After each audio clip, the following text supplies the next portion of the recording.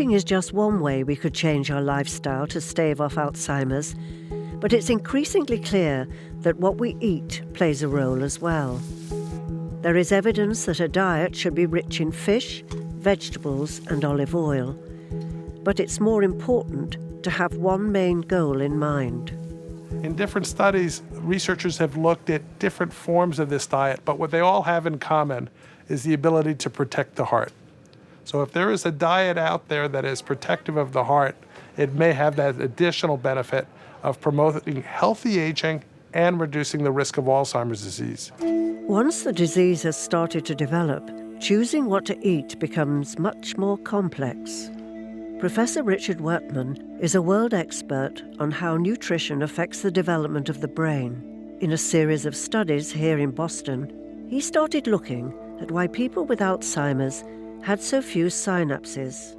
What the first slide shows is the part of a neuron, the part of a nerve cell that's involved in making new synapses. And the specific part are these little white dots you see running along the side.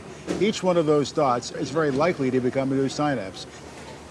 Now, this is a similar part of the brain, and what you can see is in Alzheimer's disease, you have many fewer of these white dots, and so you're producing many fewer synapses.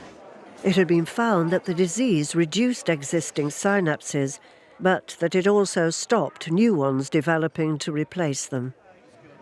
Professor Workman wanted to find out why this happened and examine the role that nutrients, which help create these new synapses, played in the development of the disease. Alzheimer's patients quite generally have difficulty in smelling food and in tasting food, and they also have difficulty in absorbing most nutrients and in producing some of the nutrients in their own livers. So they start out with nutritional deficiencies.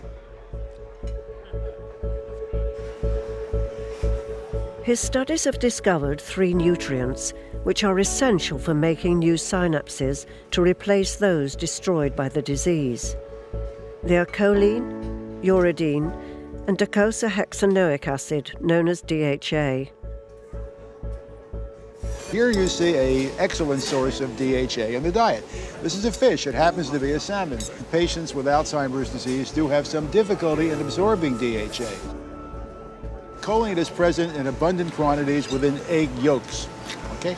And if you have 3 eggs and 3 egg yolks, then you're doing pretty well in terms of getting choline. And again, Alzheimer's patients have some difficulty in absorbing it.